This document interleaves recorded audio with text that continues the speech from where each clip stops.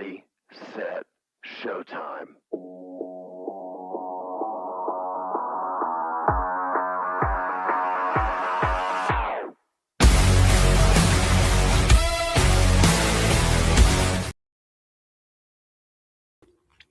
What's up, everybody?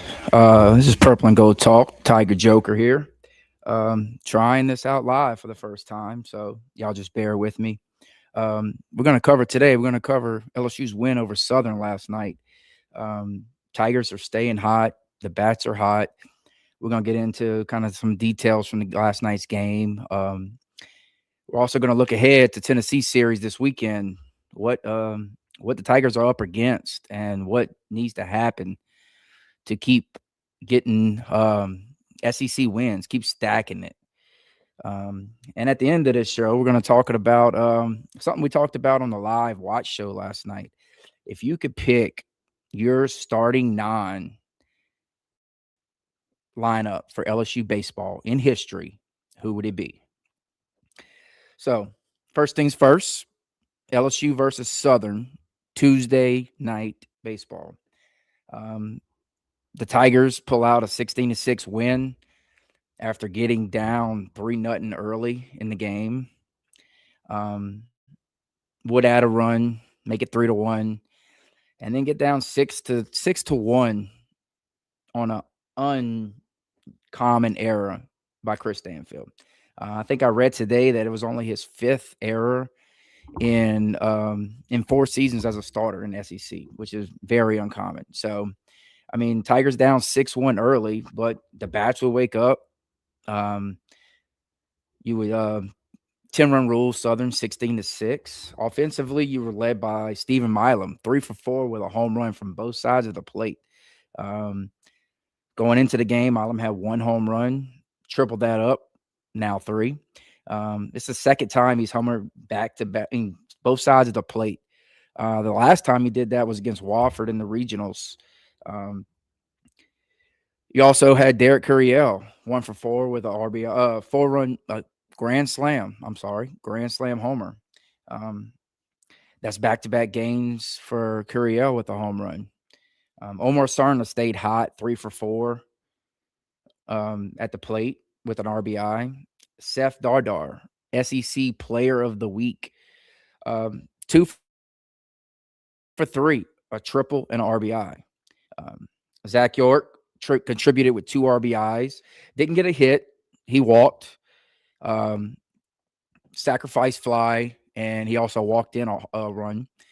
He also hit 2 balls very, very hard. He hit one to dead away center field, 407, right at the wall. The other one was a bullet out to right field on the sacrifice fly. So after a first at-bat strikeout by Zach York, he started to see the ball a little bit better later in the game. You also hit a bunch of balls very, very hard. Jake Brown hit one later in the game into the left center field gap that the Southern defender made just a hell of a catch. And like Paul says, when on walk it off talk, when teams come into LSU, it's like they turn into angels in the outfield. Spectacular plays all over, and it kept showing last night. Mason Braun later in the game hits one in the gap that the center fielder makes another play on sliding down. But overall, you had a good night. The Tigers finished with 16 runs on 13 hits. They finished 6 for 12 with runners in scoring position. I think Sunday they went 8 for 20 with runners in scoring position. So, I mean, you're getting the hits when needed.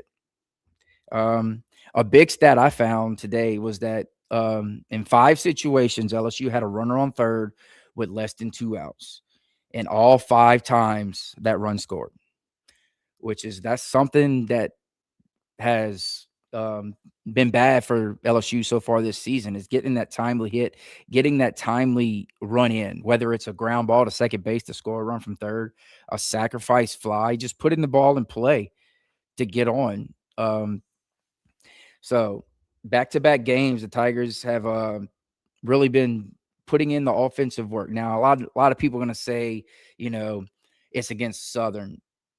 Yes, it is against Southern. It's not an SEC caliber pitching staff. But for a team to put up 13 runs on 16 hits, you're seeing the ball well, you're hitting the ball hard, and you're getting the timely hit when it matters. Um, Another thing, you've got down 7-0 to Kentucky. You got down 6-1 against Southern.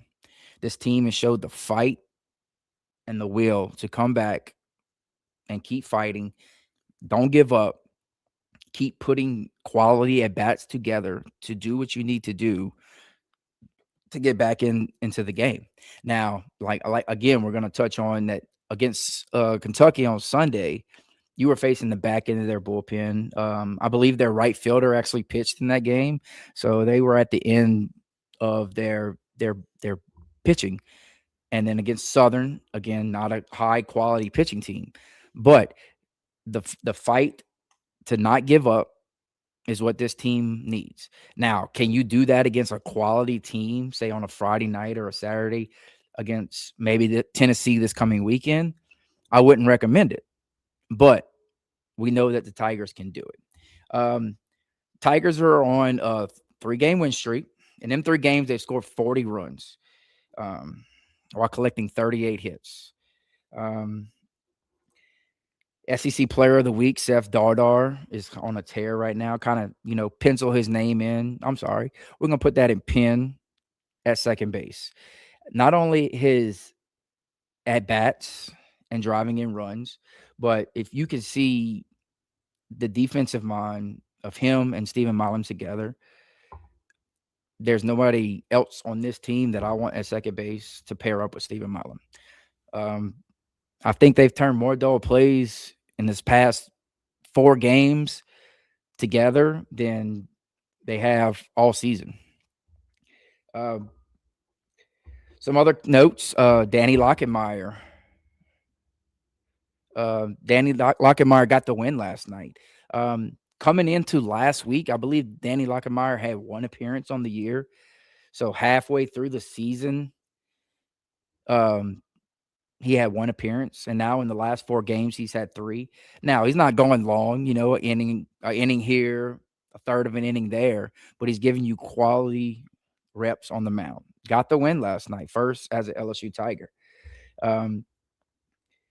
So last night you didn't use a lot of your big bullpen arms. And going into the weekend, and after last weekend when you had to, use a lot of people on Sunday, and going into this weekend, we got the same pitching problems, not problems, I'm sorry, but William Schmidt and Casey Evans, your 2 starters going into Sunday. I'm sure once the pitching lineup comes out, it's going to be a TBA. I still believe Jay will put that out, even though many people, as well as me, believe Zach Cowan should be in that role. But I put you in this situation. You're up 1 game to nothing. You're playing on Saturday, 7th inning. You got a 2-run lead. My opinion, you bring Cowan in to close the game out and win the series. Can he still throw on Sunday? He can. But if not needed, Zach Cowan is your Sunday starter. So that takes care of Southern. Like I said, Tigers on a 3-game win streak, sitting about the middle of the pack of the SEC. So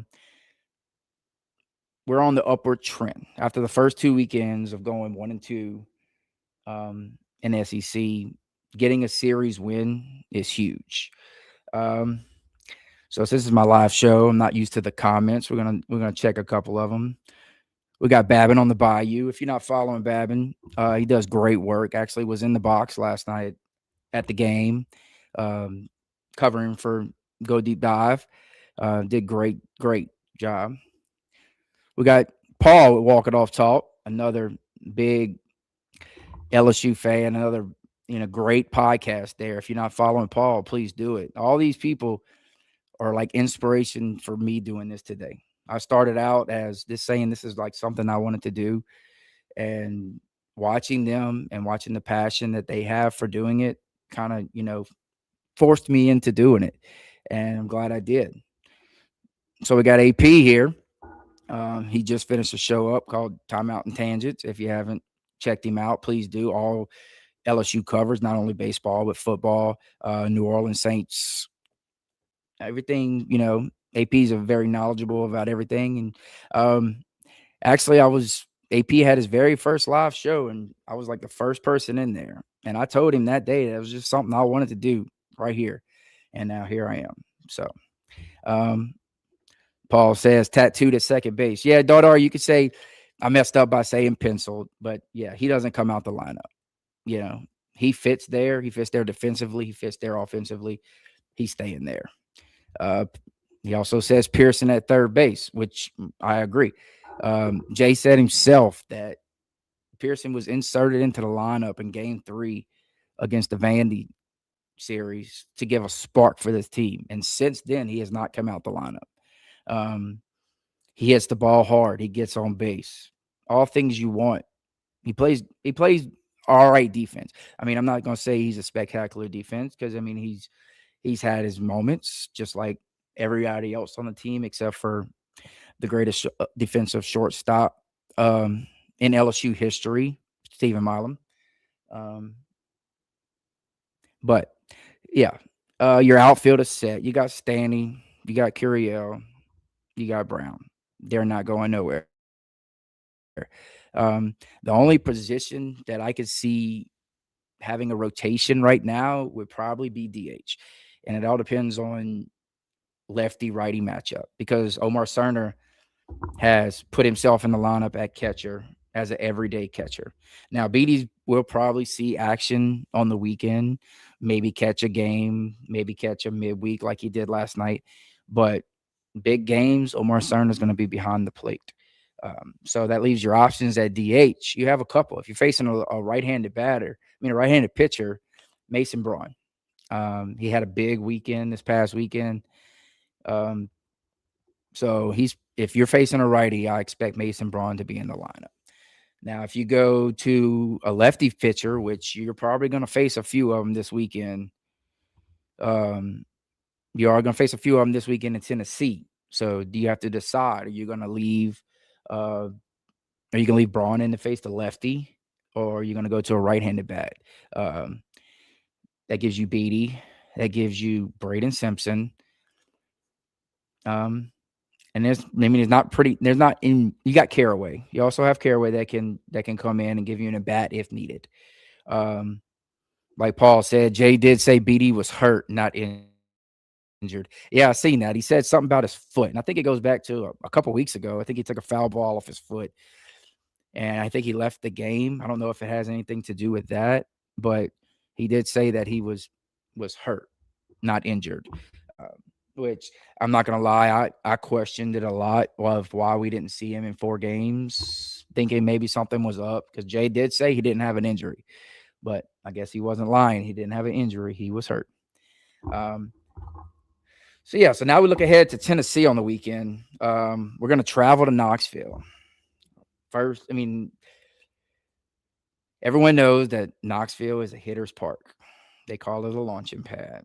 Um, Big road tests. You just won a series from a ranked team in Kentucky, and now you're going on the road to face a team that's lower in the rankings than you in the SEC.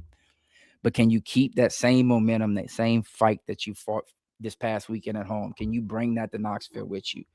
Can you start out fast and not fall behind big like we have the last 2 days?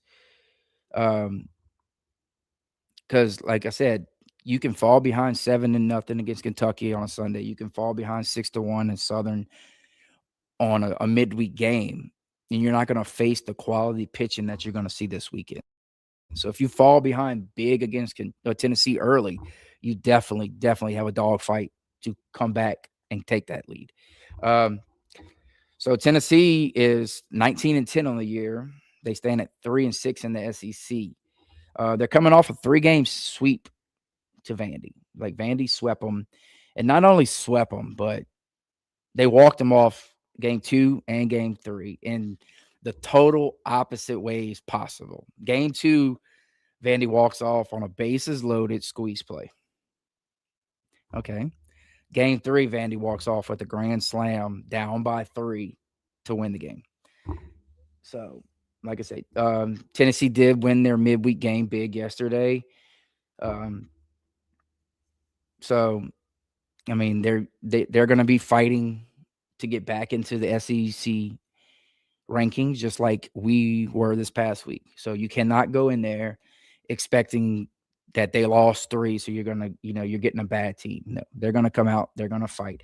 Anything about Tennessee, that they like to talk, they like to showboat, and if you can quiet them up, better off. Vitello might not be there no more, but you still got the same mentality that you did when he was there. Um, so Tennessee comes in with a batting average of 270, which is 14th in the SEC. Um, they're led by Henry Ford with a 328 average, 10 home runs, and 30 RBIs, as well as Blaine Brown with 272 average or 8 home runs and 25 RBIs. Now, no, I didn't do all the research that I needed to for this, but I knew somebody that I could reach out to. If you don't know Jim Cross of In Off the Bench podcast, please give him a follow.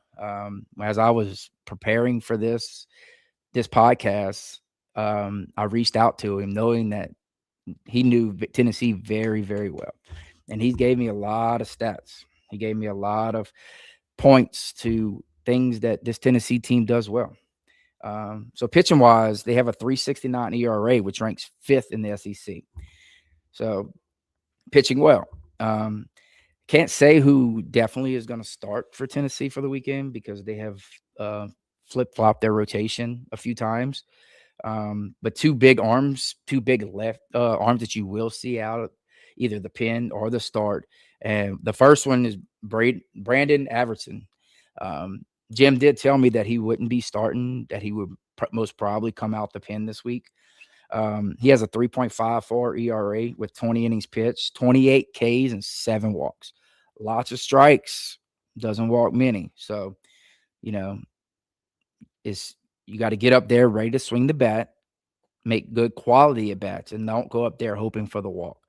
The next guy that you're most probably going to see is Cade Appenzeller. I'm pretty sure he's a freshman, if I'm not mistaken, high recruited freshman. He has a 1.37 ERA. He's pitched 26.1 innings. He has 29 Ks and only 4 walks. So, again, going to throw strikes, hit the ball. He's going to be around the plate. Can you put the bat on the ball and make the quality at bats, the quality hits that's needed to score runs? Can you continue to hit with runners in scoring position? Can you continue to get that runner in from third with less than 2 outs? Now, a lot of people say that, a runner at third, you got to get a hit to drive in a run. No, you don't. Fly ball to the outfield scores a run. Ground ball to the second baseman, that's not a double play, scores a run. Now, if you're down 3 in the 8th, Tennessee will gladly trade an out for a run. So at that time, yes, you're going to need hits. But early on in the game, score the runs. You get a run on third with less than 2 outs, you have to get them home. You have to take advantage of every opportunity you have to get ahead of Tennessee and not have to trail them. A big X factor for this weekend is starting catcher Stone Lawless out with injury. So I'm pretty sure that their backup catcher is a freshman, true freshman. Now, something else to note that was changed this week. Josh Ellender, the head coach of Tennessee, he's been the third base coach since 2018 when he got there with Vitello.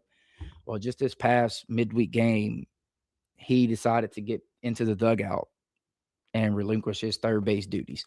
Now, I know you say that's probably not a big deal, but it could be. I mean, he knows his runners. He knows, who can make it, who cannot. So having a new third base coach in a very close SEC game could make a difference. Again, it's not saying it will, just something to watch in case it comes up. Yes, so Tennessee is a very hitter ballpark. I don't expect low scoring games. I'm not saying a shootout, but I'm expecting some offense. Um, we've seen from games in the past that balls like to fly out of there. Um, and I'm not trying to jinx us, Paul, but LSU's been hitting the long ball pretty well. Can that continue? We believe it can. We know it can because we've seen it. But can that continue? So what do you got to do to win this series? You just got to play LSU Jay Johnson baseball. You have to be good in the field. You cannot make mental mistakes. Um, like the game Tuesday night, Chris Stenfeld's error with 2 outs and bases loaded scores 3 runs. I don't know if you can come back from that against a pitching staff as Tennessee. I mean, anything's possible. Like Paul says all the time, there's no time in baseball. There's 9 innings. There is no shot clock. There is no game clock. Until you get 27 outs, you can still score. So that's going to wrap up the Tennessee talk. So another thing I want to talk about is something we talked about on a live show last night. We talked about if you could pick your all-time starting 9 at LSU, who would it be? Now, I'm talking about your complete batting lineup. Like, I'm not going to go the order, but every position, including a DH, 3 starting pitchers, and a bullpen arm. Now, for the outfield, we're not going to say position. We're just going to go. We're going to go just 3 outfielders. All right. So at first base, you got a lot to pick from. You got Trey Morgan. You have Jared Jones. But being an older guy, my first memory of LSU baseball was the Warren Morris home run to walk off the World Series. So my starting first baseman would be Eddie Furnace. Grew up watching him. Leads LSU in home runs all time. So that would be my first baseman. Second base, you have plenty names. You have Danny Dickinson. You have Ty Walker. You have Aaron Hill. You have DJ LeMahieu. So many names to pick from. And I'm going to go Ty Walker. Again, another older player. Great career at LSU. All-American. Great career in the major leagues. Third base is more of a personal opinion for me. Another older player, Jason Williams. And what's personal about Jason Williams for me is we graduated from the same high school. I had a cousin growing up that played against him in high school. So I was used to being around him. So I watched him a lot. Um, if you know, Jason Williams was All-American at LSU, got drafted by the Reds to play shortstop, actually, sat behind Barry Larkin for the longest, never made it to the pros. But at LSU, he was great. Actually played against him in some adult softball recently, and he is still, this day, a competitor, an absolute beast on the field.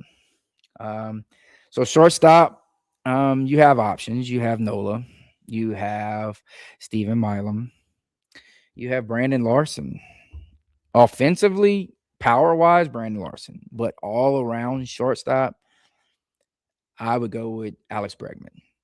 I think we looked it up last night, and him and Milam's offensive stats, they're not like big gap. There is a gap. Bregman had a better offensive time at LSU.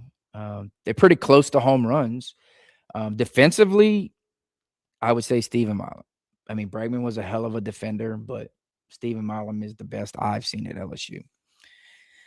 So now we go to the outfield. Number 1 choice, Dylan Cruz. If you don't put Dylan Cruz in your outfield, I mean, you might not. He might not. You might have 3 better players that played at LSU that you like more. Again, this is your opinion, and this is my opinion. I'm not dogging on anybody else, but if I had to pick, an outfielder, 3 outfielders. Number 1, Dylan Cruz. Um, Number 2, Mikey Matuk. Came in as a freshman on the national championship team and never looked back. Um, so Mikey Matuk would be my second. And then third, it's a tough choice. You have Jared Mitchell, you have Andrew Stevenson, you have many of people, Brad Hawk back in the day. So I mean, it's a hard decision, and it's something that I've really thought about who would actually be my starting outfield. Um, and I'm gonna go with a guy that a lot of people probably won't pick. I don't even know if he played outfield a lot. I know he did some, but an all-time guy that I like to watch play ball, Blake Dean. I know he played first base as well, but he did play outfield some. And he's in top 5 LSU all-time home runs. Um, so that would be my third outfielder, which leaves a DH. And power-wise, I mean, you have, like I said, you have Brandon Larson, you have Brad Cressy. You could say you could put Brad Cressy at catcher, but I like somebody else at catcher. So, um, as a DH, I'm going to go with Brandon Larson. I mean, I think I'm pretty sure he's LSU's all-time season leader in home runs. The ball he hit in Omaha that I probably still traveling to this day was just crushed. So, and now we move to catcher. It's an easy choice for me. He's always been my favorite catcher at LSU, Micah Gibbs. Switch hitting catcher, great defender, great team leader. Um, so yeah, that would be my starting catcher. Let's see. We go in here to the comments. Paul says Jay Mitch over Matuk. Again, that's your personal opinion. It's who you believe. I mean, Jared Mitchell was a hell of a player, not only baseball but football, and a first round pick. So I can see that. Then he says Zach Watson. Yes, Zach Watson was another great. It's the outfield and LSU to pick 3 people. You have so many choices to pick from. He also says Rafe Rhymes. Yes, Rafe Rhymes had an amazing career. I think he batted close to 400, maybe over. I'm not sure. I don't remember offhand. But yes, Rafe Rhymes. You also had guys like Mason Katz play the outfield, play first base. So, I mean, you have 8 national championships. You've had teams that are loaded. So to pick a starting 9, there's not a lot of things that you can go wrong at. It's basically personal opinion. So now we move to the pitching side. Again, number 1 pick going to be Paul Skeens. Yes, he only pitched there 1 year, but that's one of the greatest pitching, seasons in LSU history. So, and to have Paul Skeens on a Friday night, there's nothing better. Number 2, I'm going to go with Cade Anderson. Cade Anderson, amazing career, led you to a national championship last year with one of the greatest performances we've ever seen in Omaha. And he's from the left side. And I'm actually going to have 2 lefties in my starting rotation. It's another thing that we talked about last night. I'm going to go with Jared Poche. I didn't know this. Paul mentioned it last night. Jared Poche is your all-time leader in wins at LSU. 4-year starter. I mean, the kid was special. Which moves us to you can pick one reliever, one closer. Now you could pick a starter that did come out of the bullpen. You can pick, anybody that's pitched in the bullpen at LSU. I'm gonna pick my favorite closer because pretty much when he came in the game, it was over. Matty Ott, the Iceman. So that's gonna be my starting 9. I mean, if you want, you're free to comment on anywhere and let me know yours. Yeah, Paul says Razelman. Yes, when he got on the mound, he was just wild and kind of like the Wake Forest pitcher from when we was in Omaha, and he just looked like he was, yeah, he was on something. Yeah. You also have great closers like Brian Wilson. You have Hunter Newman. You have the lefty Chris Cotton, um, Zach Hess, people like that. Gavin Guidry, you know, p- without the injury, Gavin Guidry could have been up there as one of the greatest closers in LSU history. And this season's not over with. He can still, you know, get there. I think we've seen last Sunday that coming into a starting role, Gavin Guidry, I don't find he's a starter. I thought he could possibly be, but we've seen him start twice this year and struggle a little bit out the gate.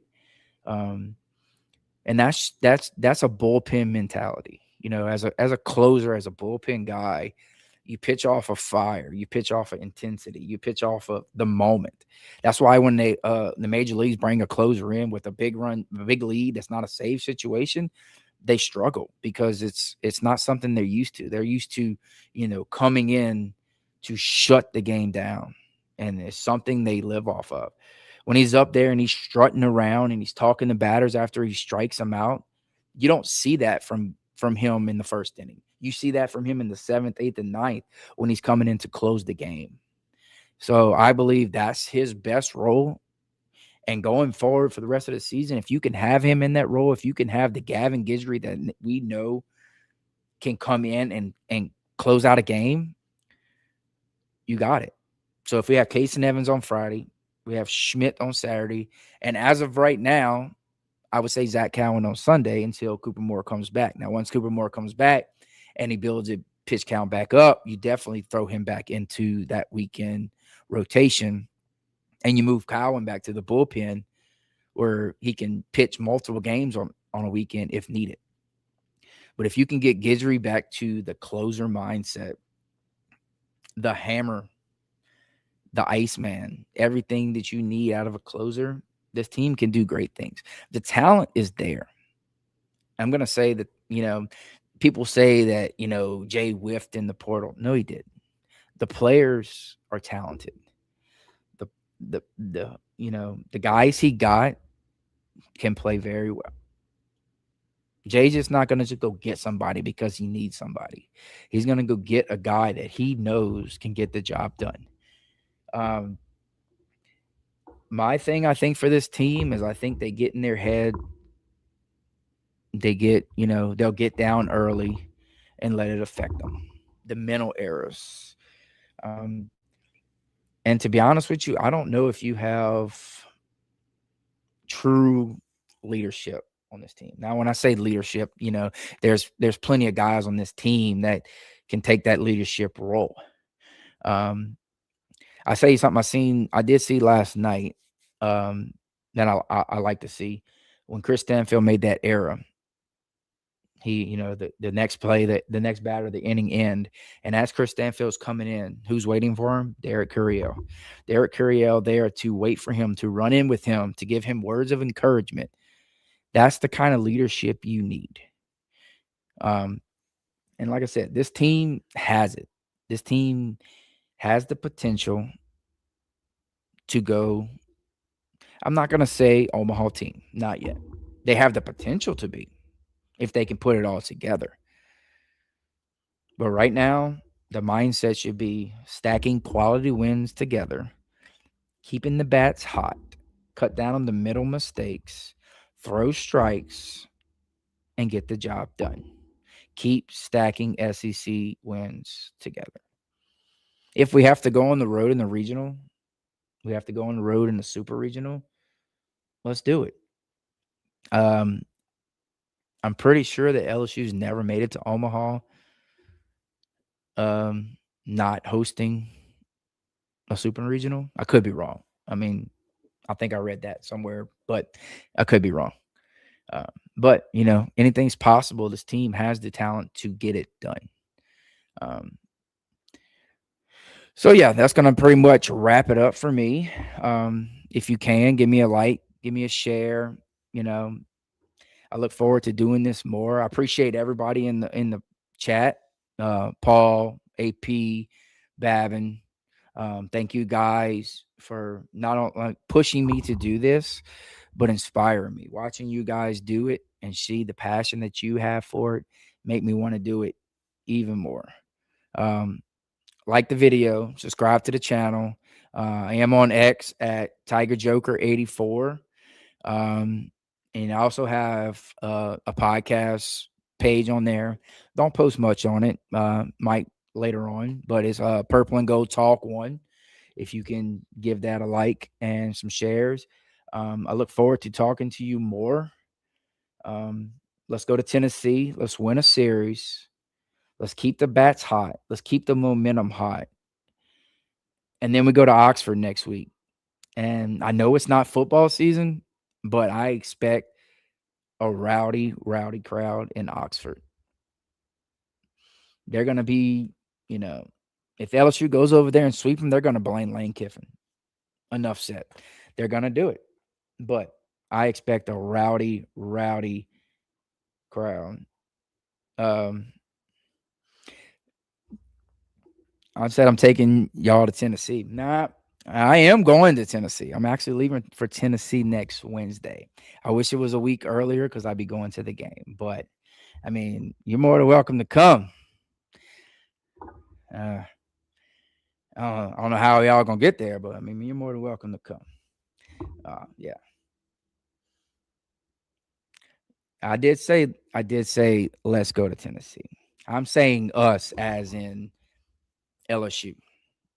I didn't play for LSU, but I consider myself LSU because I will fight for LSU. I will defend LSU, and I will cheer for LSU no matter what. I'm gonna let you know this. So, I for one have never left a game early. Never. I've sat through rain in a football game. I've sat through the cold at a baseball game. I've sat through getting blown out before the 10-run rule before. I've never left a game early. And why I don't do that. So if you're at a football game and LSU's up big or LSU's down, you're going to see some players that don't normally get to play. Well, guess what? Them same players deserve your support. Them same players don't want to go out on that field with the empty stands. They don't. They want people there to support them. And I believe as a fan of the team, the program, and the sports that I love, I owe them that to support them. So, yeah. So, like I said, let's go to Tennessee and take a series. And then let's go to Oxford next week and take a series. Hopefully, we can get a sweep. Am I calling it? No, I'm not. I pick LSU to win both series coming up. I do. If a sweep happens, even greater.